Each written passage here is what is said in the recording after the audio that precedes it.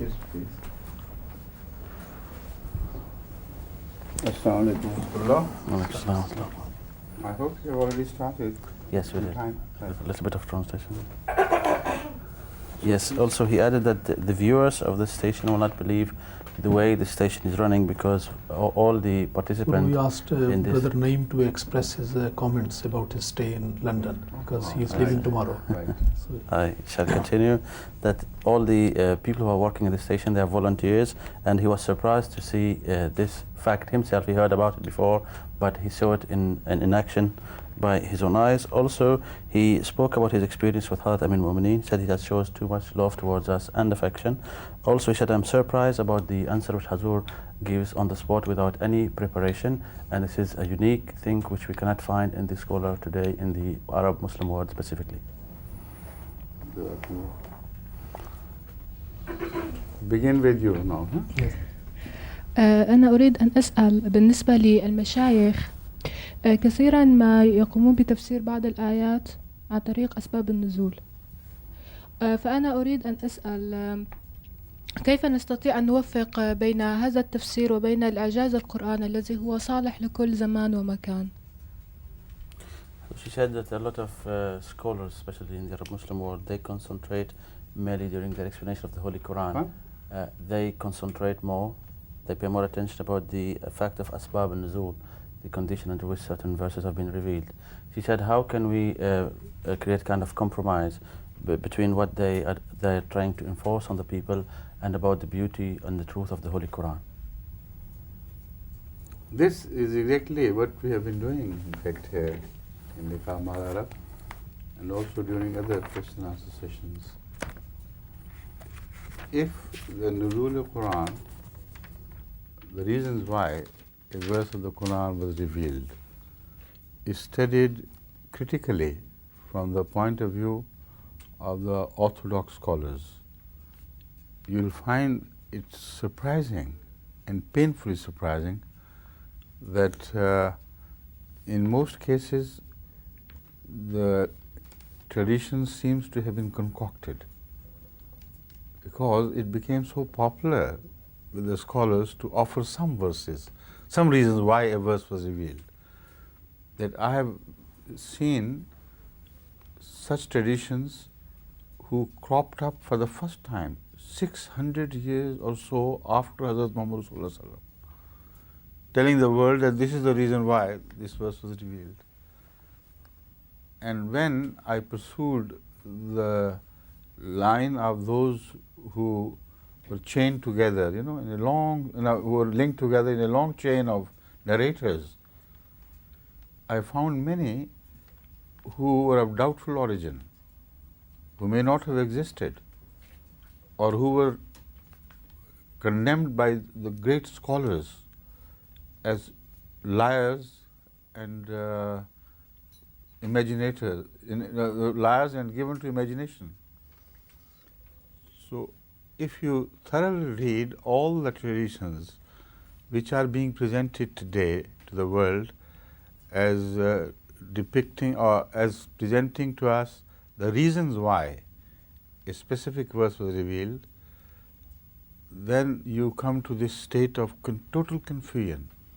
Not total, but to a state of confusion which prevails to a very large degree. And there is no need for such a thing anyway, because the verses of the Quran are not related to a specific time or point in time, but a certain incident. The Quran is for the whole world, and the Quran is for all the times, till the end of the day, till the end of the age, till the end of the world, I mean. So how could an incident having taken place in Arabia due to some Arab customs, etc., could become permanently causative to an injunction of the Quran? When we read it related to that incident, it would not be free from the chains binding to that incident. The chains of that revelation, that revelation will be chained to that particular incident 1400 years ago. So all the people who are to be born later on till doomsday will consider these verses to be only the verses for that time and for those reasons, which may not be applicable to the requirements of the whole world for all the times to come. So it could be helpful only to the people of Arabia at the time of Muhammad Rasulullah Sallallahu Alaihi Wasallam. There they did not have to go to the books of traditions. They understood the thing, that something happened and an instruction was required, so it came. It should have ended there. It must have served its purpose along the process. But when it comes to the permanent need of the Quran is permanently needed for the whole mankind till the end of the day. That is the end of the world. Now that is one thing which must be kept in mind when you speak of these so-called reasons why a verse was revealed. Secondly, if that order of revelation was essential and important, why did Muhammad Rasulullah Sallallahu Alaihi Wasallam completely change the order afterwards? The verses which were revealed first were put at the end, the verses which were revealed later were put in the beginning, and not only the order of verses was changed, but also the order of all the surahs or the chapters of the Quran was changed. So that shows that Allah did not want us to get, to remain bound to the so-called reasons why a verse was revealed. A new order was created, which was a permanent order. So when we received that new order of relationship between verses in the surahs from Hazrat Muhammad Rasulullah Sallallahu Alaihi Wasallam himself, then where is the need for sticking to the old order of revelation? You understand the point? It would be, in fact, detrimental to, in many cases, to our understanding of the continuity of the Quran from the beginning to the end. When you talk of why this verse was revealed, then the order of the present Quran, which we find today, will be disturbed. Something is said in the beginning which was in fact said at the end, something is said at the end which is in fact said in the beginning. So the whole order of the verses in the chapters will go wrong. So one should forget about the reasons why they were revealed, because they were not the reasons why they were revealed. That is another point which I will come to. The second point which I conclude is this, that the order of the present verses and the chapters of the Quran was completely changed so that it became totally unrelated with the incidents which, according to some scholars, caused these verses to be revealed. They were broken away from those bindings, and Muhammad Rasulullah Sallallahu Alaihi Wasallam, under direction from Hazrat Jibreel Alayhi Salam, completely changed it to a new order. That should be sufficient for us. And in the end, the important thing is that the so-called reasons why a verse was revealed do not go together and they contradict each other. Not only that, but also you find many Israeli traditions find their way into these so-called reasons for revelation,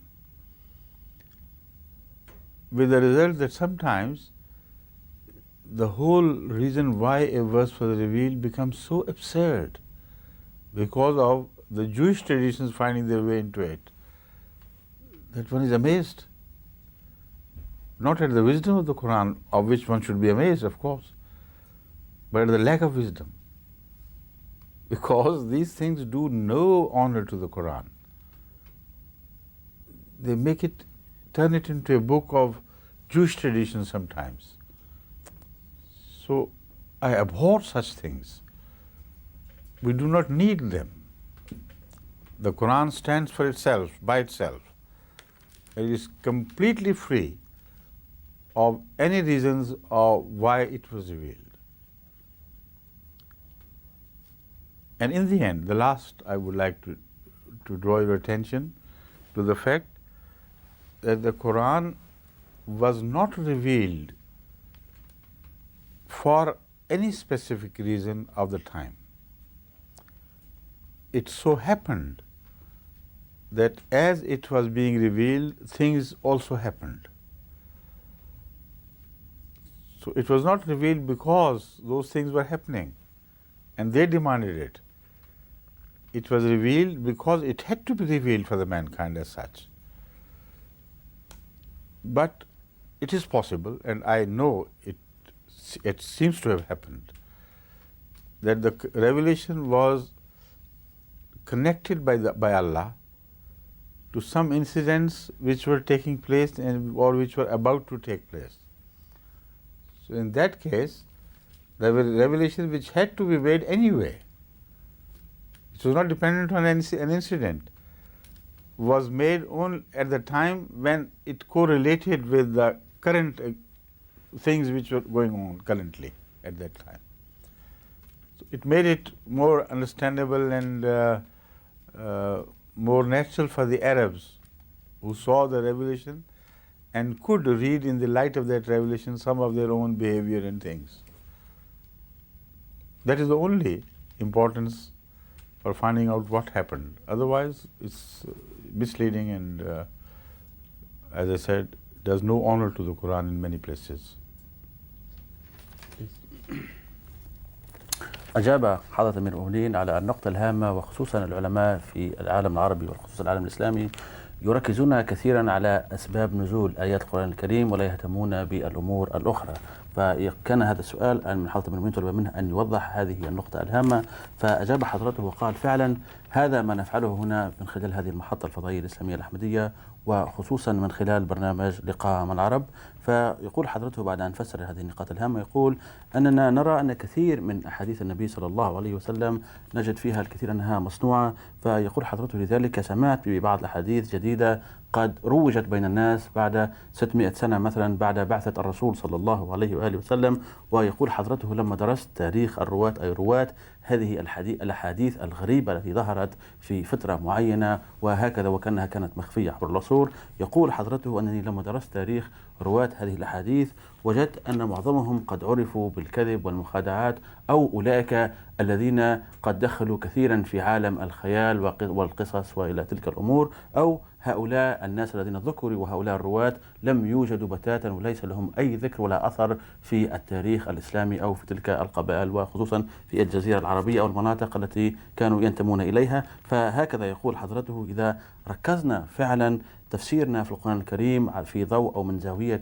أسباب نزول آيات القرآن الكريم هكذا وبهذه الصفة سنضيع لب الموضوع أو النقطة الأساسية في الموضوع أو في تعاليم القرآن الكريم، وهي الحكم أو التعاليم التي يريد الله سبحانه وتعالى بنا أن نتبعها ونتعلم ونتقرب منه أكثر وأكثر. وهكذا يقول حضرته لا نستطيع أن نربط آية معينة من القرآن الكريم بحادثة معينة، وهذا لا يمكن، لأن القرآن كما تعرفون هو صالح لكل زمان ومكان. فأسباب النزول هذه هي ستحدد مجال فعالية القرآن الكريم أو آياته خصوصا التي يربطها هؤلاء العلماء بهذه الفكرة الغريبة بأسباب النزول، فهكذا سيحددون مجال القرآن الكريم ومجال فعاليته. لذلك يقول حضرته أن هؤلاء الذين يجعلون من أسباب النزول بهذه الصفة يجعلون في الحقيقة هذه الآيات آيات القرآن الكريم مرتبطة بحوادث معينة، وهكذا ينقصون من فاعليتها ومن قيمتها وحتى من أبعادها، خصوصا في الأزمنة المقبلة.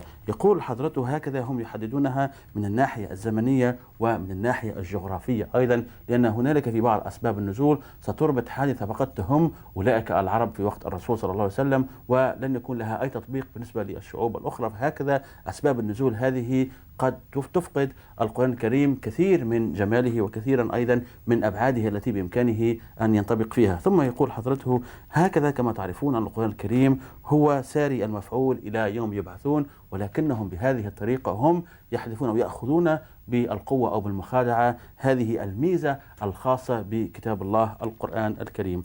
ثم يقول حضرته أن نرى أن ترتيب آيات القرآن الكريم قد غيره الرسول صلى الله عليه وآله وسلم بأمر من الله سبحانه وتعالى الذي وصله عن طريق جبريل عليه السلام، وهذا الترتيب الذي وضعه صلى الله عليه وسلم كان بصفة دائمة وإلى يوم يبعثون. ويقول حضرته لأن هنالك حكمة عظيمة وراء هذا الترتيب الجديد الذي وضعه المصطفى صلى الله عليه وآله وسلم، والخلاصة الأخيرة التي نصل إليها هو لأن لهذا النظام الجديد فيه حكمة، وهو خصوصا المسلمين أن لا يهتموا بأسباب النزول هذه، بل على عكس ذلك يهتموا بلب وبروح القرآن الكريم. ولماذا أوحى الله سبحانه وتعالى هذه الآيات التي تبدو ظاهرا أنها تتعلق بفترة زمنية ويحددونها جغرافيا، ولكن في الحقيقة بما أن القرآن فيه تلك الصفة العالمية فلذلك هذه الآيات ستطبق على جميع الناس في أزمنة مختلفة. وهكذا يقول حضرته أنه إذا ركزوا على القرآن الكريم خصوصا بهذه الصفة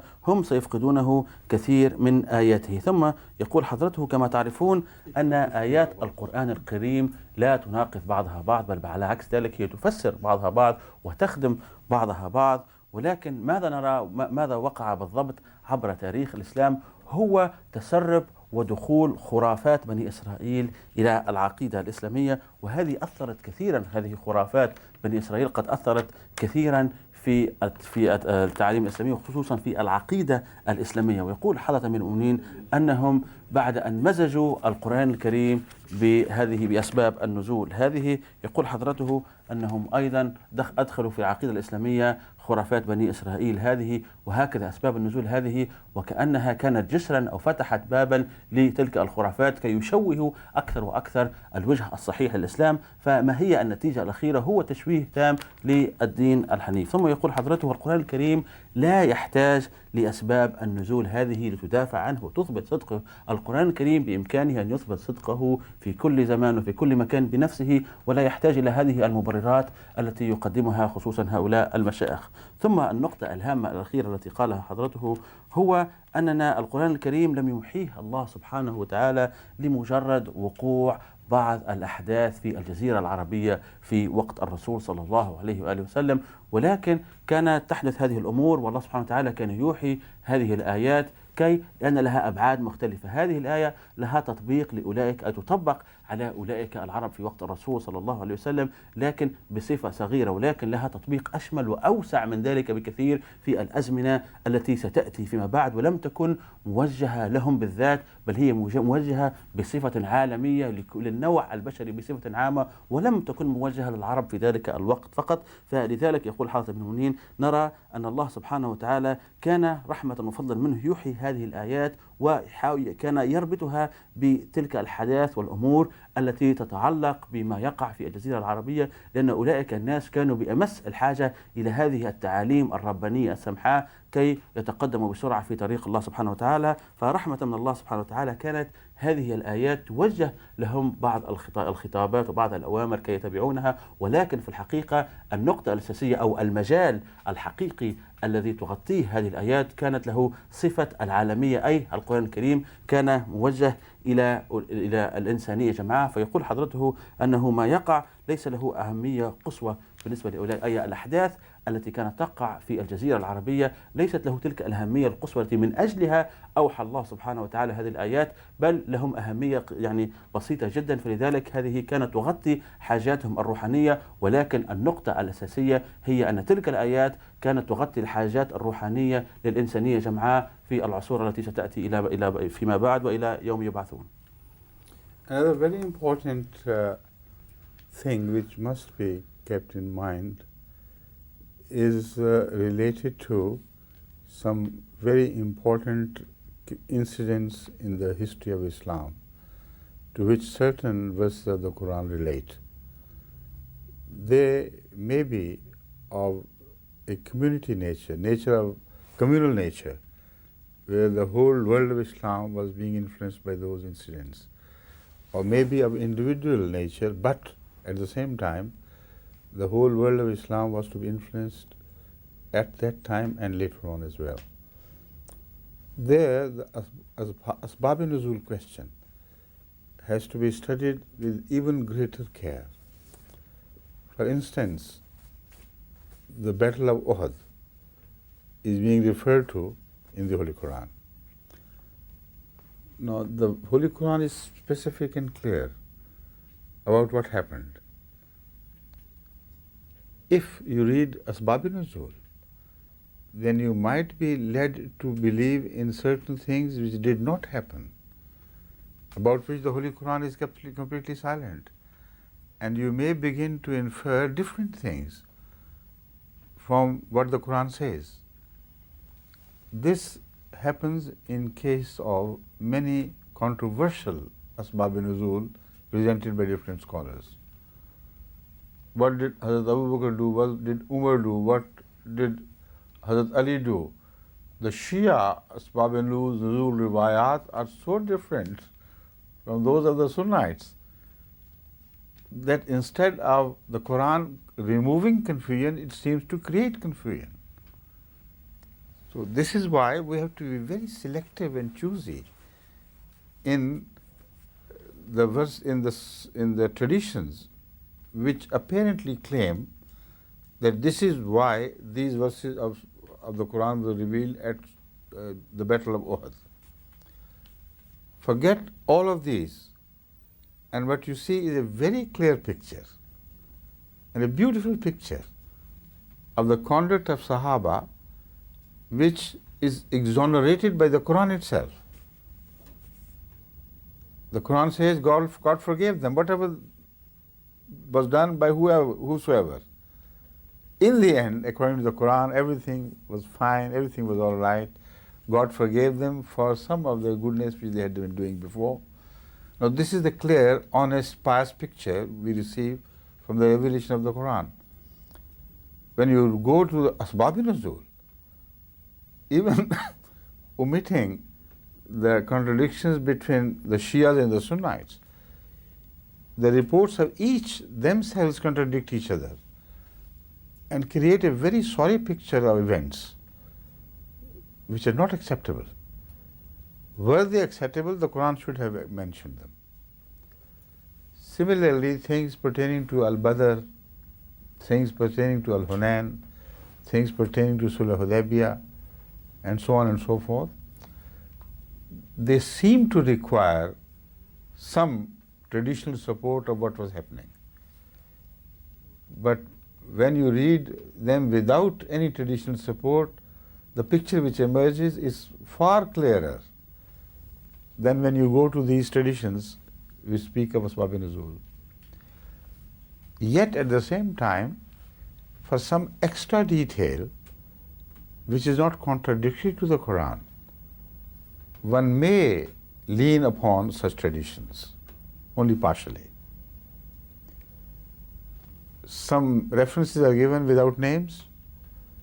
You can go to the traditions for finding those names to fill in the blanks, not to create contradiction, but to support the verdict of the Quran with certain facts which you fill in there, and the whole picture becomes clear. Like at the cave when Hazrat Sallallahu Alaihi Wasallam was migrating, the name of his companion is not mentioned in the Quran. It's not said that it was Abu Bakr. So if reading Asbab-e-Nuzul, we find that it was Abu Bakr, it's well and good, because it fills a blank but does not create a contradiction. So with all these precautions, these Asbab-e-Nuzul should be read. But more than that, at times, the so-called asbab-i-nuzul are so horrible that they go entirely against the spirit and character of Hazrat Muhammad Rasulullah sallallahu alaihi wasallam. They should be not only rejected, they should be stamped out. No question of you entertaining them as truth. Like when you read why Hazrat Rasulullah sallallahu alaihi wasallam married the divorced wife of his so-called son, Hazrat Zaid. The traditions in the name of Asbab-i-Nuzul tell you horrid pictures of what was happening, which the Holy Quran contradicts. The Holy Quran is paying tribute to the greatness of Hazrat Muhammad Rasulullah sallallahu alaihi wasallam, Khatamun Nabiyyin. And the Asbab-i-Nuzul tell you that in fact what was happening once he went to the house of Hazrat Zaid, and against his own teachings, which he received from God, instead of knocking at the door, instead of saying Assalamu alaikum, he just opened the door and rushed in. While Hazrat Zainab was unfortunately not properly dressed. Now, having done that, instead of returning, saying istighfar, he, according to this tradition, imagine, fell in love with Hazrat Zainab. What a shocking image of Muhammad Rasulullah which is being created. And they call it Asbab-i-Nuzul. It's not for nothing that I'm against Asbab-i-Nuzul. Sometimes I hate them because they create a wrong picture of my beloved Hazrat Muhammad Rasulullah. So don't go by the name of the books which give these traditions. Go by the Quran and the honor of the Quran and the honor of Hazrat Muhammad Rasulullah and his conduct.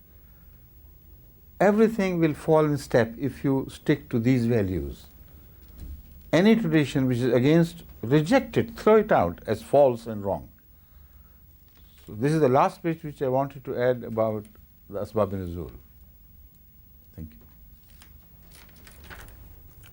أضاف حضرة أمير المؤمنين وقال هذه نقطة هامة أخرى أريد أن أذكرها لحضراتكم، وهو زيادة على أن العالم الإسلامي والعقيدة الإسلامية عبر التاريخ قد تأثرت كثيرا بخرافات بني إسرائيل. يبدو هنالك أيضا سوء فهم في أسباب النزول هي الأخرى، وذكر حضرته المثال الأول ماذا وقع في معركة أحد وكيف أن الله سبحانه وتعالى قد اتخذ ذلك القرار النهائي بالنسبة لصحابة محمد المصطفى صلى الله عليه وآله وسلم. يقول حضرته إذا ندرس أسباب النزول هذه الذي يركز عليها هؤلاء العلماء خصوصا، فسنجد أن هنالك تناقض مع النص القرآني، أي أسباب النزول هذه ستناقض النص القرآني الصريح.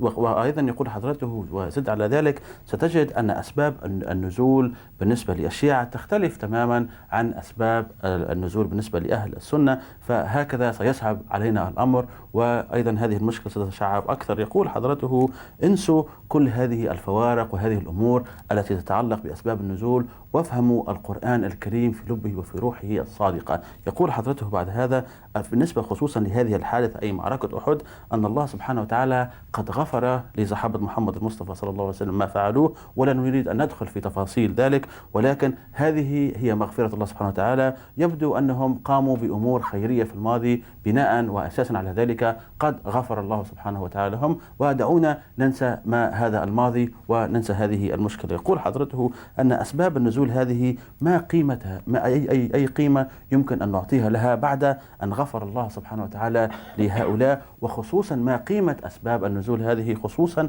وأن هذه القضية قد اتخذ الله سبحانه وتعالى قراره الحاسم فيها، وما هو الدافع وما هي النتيجة التي سنصل إليها بعد أن نفتح قضية قديمة قد اتخذ فيها القرار. هل ستستأنفون قرار الله سبحانه وتعالى مثلا؟ لا سمح الله بذلك. إذن ليس هنالك أي نتيجة، ليس هنالك أي حكمة ستخرجون بها بعد أن تخوضوا وتدخلوا في هذه القضايا التي خصوصا حسمها وأخذ الله سبحانه وتعالى فيها قراره النهائي. ثم يقول حضرته هذه نصيحة من حضرته، وهي يجب على المسلمين أن يدرسوا أحاديث الرسول صلى الله عليه وسلم في ضوء تعاليم القرآن الكريم، أي بصورة أخرى لابد ويجب على هذه الأحاديث أن تكون خادمة للنص القرآني، أي تؤيده أو توضحه، لكن أن تضع بين نفسها وبين النص القرآني تناقض، هذا ما لا نريده وهذا ما لا أيضا نقبله. ويقول حضرته أيضا ويضيف أن مثلا هنالك آية قرآنية كريمة تشير خلال هجرة الرسول صلى الله عليه وآله وسلم من مكة إلى المدينة، وكيف أن القرآن الكريم أشار لأحد الصحابة الرسول صلى الله عليه وسلم لصاحبه، أي ولما كان الرسول صلى الله عليه وسلم يقول لصاحبه لا تخف إن الله معنا، يقول حاتم المؤمنين القرآن الكريم لم يشر هنا ولم يعطي اسم أبو بكر رضي الله تعالى عنه،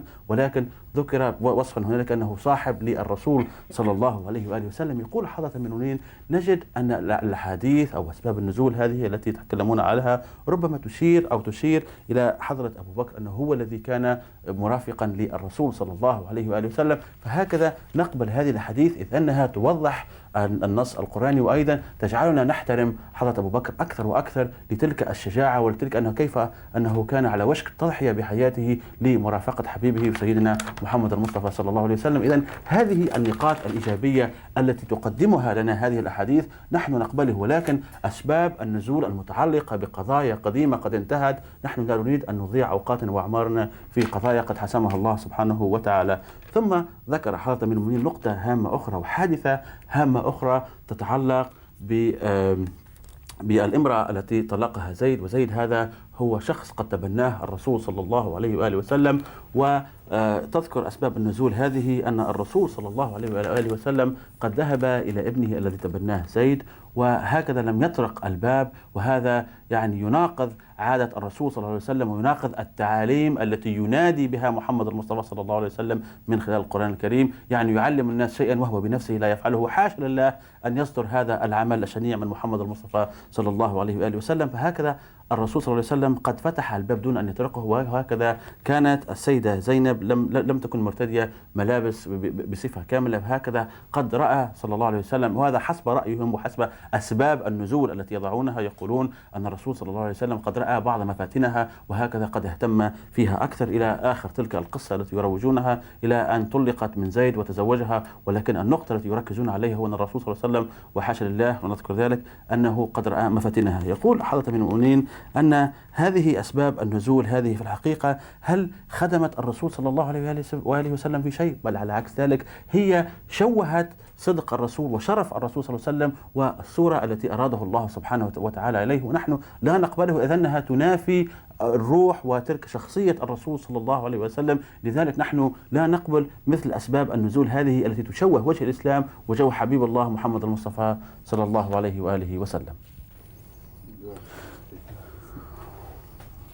Turkey. So, sister asked from Germany. The Turkish ulama are strongly against the use of nail polish. According to them, the nail polish is a hindrance for ablution. They say that those ladies who use nail polish are disbelievers. Disbelievers. Yes. Again, according to them, using leather garment is also prohibited in Islam. What? Leather garment. Garments. Yes. Acha. Against the Quran. Why? Prohibited in Islam, according to them. What is Huzur's opinion in this regard? As for the first point, I consider it extreme naivety on the part of these people, because they believe that the nail itself is not permeated by water of ablution. So the nail remains without washing, and this is what is wrong about it. But they don't understand that the quality of nail itself is that of the nail polish. And water does not permeate nail itself. So add to the polish of something which is already impervious to water, it wouldn't make any difference. While put anything here on skin which is not impervious to water, where water can enter the spores and things and wash, that is of course not permissible in Islam. You have to take your clothes off when you wash. So about nails, this concept of the mullahs is very naive and unscientific. The purpose of the washing is for man to clean himself of any dirt which he may collect, or any perspiration which may grow out of human pores. Nails do not perspire. Their cleanliness is guaranteed with nail polish. So when we wash the nail polish, we wash the nails. This is a simple thing which they don't understand. And unfortunately, so stupidly, they give these things such importance that the human nails turn into animal paws. You know, somebody doesn't wash his nail, and the ulama would strike out their paws to drive, to destroy them and to tear them to pieces. Sheer stupidity. Such things were never highlighted at the time of Hazrat Muhammad Rasulullah Sallallahu Alaihi Wasallam. We should understand the purpose of ablution, which is done for the sake of giving a sense of peace and cleanliness to man. And even with nail polish, when you wash the whole hand, the purpose is achieved. As far as the garments are concerned, to declare skin or what was the word used? Leather garments. That's the same thing. Skins of animals or leather, to use them for the purpose of dress, is exactly what the Holy Quran says. When the Holy Quran speaks of the good things of animals, particularly those animals which are called anam, the Holy Quran speaks that they provide you with clothing and khamas, these tents, etc. So when the Quran itself supports the use of the animal skin for your dress, how can these ulama say it is against the purpose of the Quran? I'm amazed, because these ulama know nothing else of the world. All their concept of the Quran is medieval, not the concept of Hazrat Muhammad Rasulullah Sallallahu Alaihi Wasallam, but the concept of the middle dark ages, where ulama like them went on fighting with each other on very small, insignificant things. And they have inherited this role of discussion or, shall we say, wild differences among themselves on small, infinitesimally small things which don't matter in the life of any people. So they highlight them and go on fighting with each other and shed each other's blood for the sake of these small things. This is what has destroyed the strength of Islam, the unity of Islam. Chalo, please. أوكي. كان السؤال هذه المرة حول أمور ألوان الأظافر هذا الذي تضعه السيدات. يقول بعض العلماء أن هذا فعلا عمل الكفار والإسلام لا يقبله بالمرة. وأيضا هذا السؤال حول ما يقوله أيضا نفس العلماء وبعضهم أن الملابس الجلدية أو الملابس التي صنعت من جلود بعض الحيوانات يمنعها القرآن، أي لا يسمح للإنسان أن يلبسها. فأجاب حافظ المؤمنين على هذا السؤال أو هاتين الملاحظتين، يقول أن هذه سذاجة من الدرجة الأولى، لأنهم يعتقدون أن ظفر الإنسان هو لا يغسل خلال الوضوء. يقول حضرته أن الغاية القصوى من الوضوء هي أن يحس الإنسان بالطهارة التامة، طهارة جسمه وروحه، وأيضا يحس بذلك الأمن وكي يبرد دمه أيضا كي يتقدم إلى الصلاة وكي يعبد ربه. ولكن هؤلاء هم يركزون على أمور فعلا لم يشير إليها لا القرآن الكريم ولا الرسول صلى الله عليه وآله وسلم. يقول حضرته هذه النقطة العلمية، وهي أن الماء لا يدخل في الأظافر في خلال الوضوء، ولكن الماء بإمكانه أن يدخل بنسبة معينة بسيطة في جلد الإنسان لكي يمحو منه العرق وغبار وأمور أخرى توضع على جلد الإنسان. فهكذا جلد الإنسان يجب على أنه سيدخل فيه الماء وينظفه، ولكن بالنسبة لظفر الإنسان لا يدخل فيه الماء كي يطهره. فلذلك يقول حضرته إذا وضعت مادة أخرى فوق ظفر الإنسان وظفر المرأة في هذه الحالة هو لن يؤثر في عملية الوضوء هذه، لأن الماء قد يمر بالصورة الخارجية، وهكذا لون الأظفار هذا هو يمكن أن يمحي حتى بعض الأحيان أن يمحو بعض الجراثيم. يقول حضرته ولكن هنا إذا وضعنا أي مادة أخرى على جلد الإنسان فهكذا نحن نمنع ذلك، لأن تلك المادة ربما ستمنع الماء من الوصول إلى الثقب الصغيرة في جسم الإنسان وكي تمحو منه ذلك العرق والغبار والأمور الأخرى التي ستؤثر في طهارته. فلذلك نحن ننفي نفيا باتا أن توضع أي مادة مثلا على يد الإنسان ونسمح له أن يتوضأ، بل على عكس ذلك لابد أن ينظف تلك المادة ثم يتوضأ.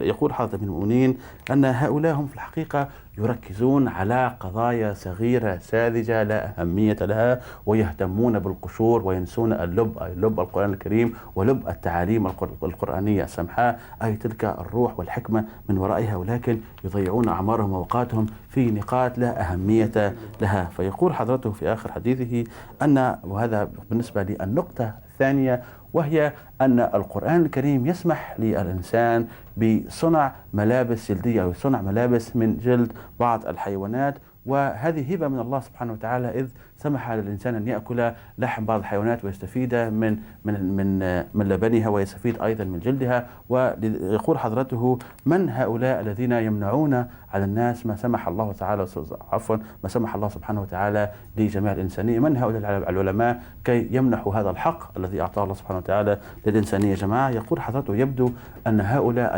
الذين يقولون بمثل هذه الأمور الغريبة على العقيدة الإسلامية هم لا يعرفون قرآن محمد المصطفى صلى الله عليه وسلم، ولكن يعرفون تلك يعني مفاهيم عصور الظلمات، يعني المفاهيم التي وصل إليها بعض العلماء في عصور الانحطاط وعصور الظلمات. Now I'm going to read you a verse of the Quran which speaks of animal skins, and nowhere it is forbidden for men to wear them. But through implication we can see that wearing the dead parts of the skin, because the hair they grow also is a part of the skin, is not only not forbidden, it is recommended by the Quran. So if the wearing of animal skins were forbidden, this was the place where it should have been clearly said no. On the other hand, it is said that you carry along with you their skins, so that you pitch tents and make tents out of them. So if you sleep in the tent or carry it along on your body as a dress, what is the difference? So by implication, that's why I said, by implication, it is certainly not forbidden. The verse which I am going to read here is أعوذ بالله من الشيطان الرجيم بسم الله الرحمن الرحيم والله جعل لكم من بيوتكم سكنا وجعل لكم من جلود الأنعام بيوتا من جلود الأنعام بيوتا تستخفونها يوم ظانكم ويوم إقامتكم ومن أصوافها وأوبارها وأشعارها أثاثا ومتاعا إلى حين. Very clear verse of the Quran that they are for your wearing, for your making clothes and garments and tents out of these things. So how can the ulama give an edict against wearing of the skins? Again, these ulama, which she's been talking about, give edict against the socks worn nowadays by people. And they say they are not the socks on which you can do tayammum. The socks in which you can do tayammum have to be made of leather. See, with which you walk into the mosque, wearing that leather. So how can they derive their arguments? I don't understand, extremely unbelievable how they build their arguments while practicing a completely different religion themselves. Go to Turkey and the mosques, these ulama who do tayammum on those mozars, or what we call socks, you will find them invariably made of leather. And if you walk with this sock like which I am wearing, they may turn me out and say, no, go ahead and take it off, wash your feet, and then return. Got it? Yes. يضيف حضرة من المؤمنين نقطة هامة مما يقول هؤلاء العلماء، وذكر حضرته آية قرآنية كريمة كي يفند ما يعتقد به وما يروجه هؤلاء العلماء. ويقول حضرته أنني أحسست في حديثي في القسط الأول إجابة عن هذا السؤال أن هنالك آية تشير وتلمح إلى أن بإمكان الإنسان أن يستعمل كل الحيوان، يعني بجلده وبصوفه وبكل هذه الأمور ولحمه لفائدة ولضرورات حياة الإنسان. وهذه الآية التي قرأها حضرته على مسامعكم قد تشير صراحة كيف أن الله سبحانه وتعالى قد جعل من جلود الأنعام بيوتا للإنسان، والبيت الغرض منه حماية الإنسان من برد وحر وإلى غير ذلك. وأيضا تحدث عن كيف هذه الأمور أيضا الإنسان يتخذ منها أثاثا ومتاعا إلى حين، والأثاث هو يوفر كل ضرورات الحياة، يوفر تلك الرفاهية التامة لحياة الإنسان. فهذه هي الأمور قد سمح الله سبحانه وتعالى بها للإنسان، فمن هؤلاء كي ينزعوا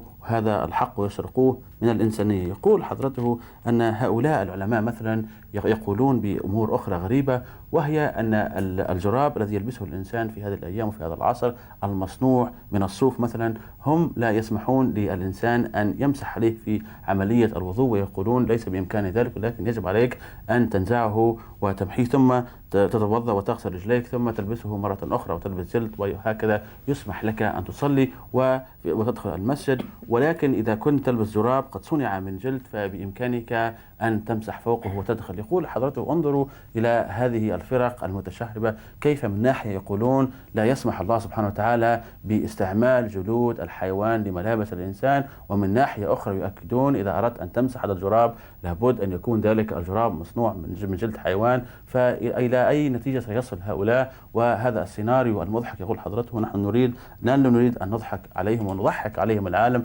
بل فقط نريد منهم أن ينتبهوا ويفهموا هذه الحكم وهذه الأمور التي يشير إليها القرآن الكريم.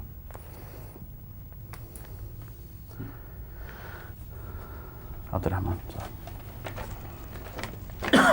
How is Aslam Javed Sahib, how's he? He's a bit better, but the day before he had lots more pain in the night again. When? Tonight? No, the night before. The night before that I know. After that I prescribed something homeopathic for him, and I know from experience that it's excellent and very quick in action. So after that I never heard from him. Perhaps it augurs well, because if he had been ill he would have certainly informed me immediately. So the night before he didn't complain, did he? Not to your knowledge. Night, but The night before, yes, that's right. Thank you. The moment found that his father's not feeling well. The last night he wasn't feeling well, so he might take him to hospital today now. So he had loads of pain last night. Acha. Indeed. So that's why he didn't come. But he didn't inform me. You see, he has some kidney problems. As far as the stone is concerned, the medicine which I prescribed, to my knowledge, it always works, and immediately. But for permanent treatment, you have to give some liquid to be taken in drops, which will dissolve the stone over many months. So the real treatment is that permanent treatment which will take time. As far as the immediate crisis is concerned, that medicine works. But he might have got his stone, obstructing the passage of urinary canal. And if that happens, then the pain persists until either it is dropped to urinary bladder from kidney or removed by operation. So I wonder what they do decide in this case. Right. Probably that's the reason why they took him. Inshallah, I understand. Inshallah, he'll be all right. It's not a dangerous thing, I hope. Huh? Please. Okay. It's Abdurrahman Saab's turn. Uh-huh. Huzur, I have the question from chapter 39, verse 43. 39? Chapter 39, verse 43. Right. Got it? I asked him before. It's verse number 43 from Surah Az-Zumar. A'udhu billahi minash shaitanir rajim. Allahu yatawaffal anfusa hina mawtiha wallati lam tamut fi manamiha fayumsiku allati qada alayha al-mawta wa yursilu al-ukhra ila ajali musamma. Inna fi zalika la ayatin liqawmi yatafakkarun. Allah takes away the souls of men at the time of their death, and of those also that are not yet dead during their sleep, and then He withholds those against which He has decreed death, and sends back the others till an appointed term. In that surely are signs for a people who reflect. Huzur, is it possible in the verse related to Hadr Isa, one read with this verse, to infer that Hadr Isa could be in a state of manam? So then he is in a state of manam, but he has not risen to heaven. Somewhere. Then look for him where he has gone to sleep. This is meaningless. This verse does not serve any purpose for the advantage of the mullahs who believe Hazrat Isa alayhi salam to be alive in heaven. And when they use this verse, they use it against their own conviction. They know that he is not asleep. They know that God did not put him to sleep, but withdrew him to the heaven to save him from the clutches of the Roman law enforcing agencies and the Jewish people, of course. So how can they draw the same meaning, infer the same meaning from this verse? Either Jesus is dead, according to this verse, or he has to be asleep. So instead of removing him from the place of danger, God further made him incapable of defending himself. A man who is not asleep could run away, but a man who has fallen asleep at the time of danger offers himself as a sitting duck for anybody to shoot him. This meaningless, this purposeless. It only means that tawaffa takes place in two ways, either in the form of death or in the form of sleep. That's all. So it proves no other, it serves no other purpose than this simple statement that man is the subject of tawaffa either in sleep or in death. That's all. Right? كان السؤال أو الملاحظة أو الاستنتاج الذي وصل إليه بعض الناس من هذه الآية وأرادوا أن يربطوها بحادثة صلب سيدنا عيسى عليه الصلاة والسلام، وقالوا ربما أنه نام في خلال عملية الصلب هذه وليس لهم أي مبررات لذلك. ويقول حضرته إذا كان فعلا هذا هو اعتقادهم، إذا فتشوا عن عيسى ابن مريم هذا ربما يكون في مكان معين أو في بعض المنازل أو في أوتيل معين، ويقول حضرته هذه أنتم لا تعتقدون أنه إذا رفع للسماء فإذا هو نائم في مكان معين منذ حوالي 2000 سنة وأكثر وما يزيد على ذلك، ففتشوا عنه وهذا سيكون لصالحكم. ثم يقول حضرته أنه في الحقيقة الرجل النائم هو يعرض نفسه لمخاطر كثيرة، إذ يسهل على العدو أن يفتك به ويهلكه، ولكن الرجل الذي يكون في وعي لا يكون نائما بإمكانه أن يدافع عن نفسه أو بإمكانه أن يهرب ويفر من هذه المآزق ومن هذه المشاكل. يقول حضرته أن هذه الآية تفسر معنى التوفي هنا، وإما تشير أن هنالك التوفي لما يكون الله سبحانه وتعالى إما يكون موتا أو يكون نوم الإنسان، ولكن الله سبحانه وتعالى يوضح هاتين النقطتين حسب استعمالها في الآيات بالتدقيق. ويقول حضرته في خلاصة حديثه أن هذه الآية في الحقيقة لا تخدم مزاعم هؤلاء العلماء وهذه الخرافات التي يحاولون أن يروجونها في الساحة. Jazakumullah. With that, we come to the end of this session. And also, I must say that from now on, when I return from my journey, we will not find the couple which we have been so used to, the couple from Syria. And they were an excellent addition to this program. I'm sure the Arabs would have enjoyed their presence here, and their questions which related to the current mind of the Arabs. What has been agitating their minds, they have been projecting. So I hope them a safe journey back home to Poland and many, many happy returns.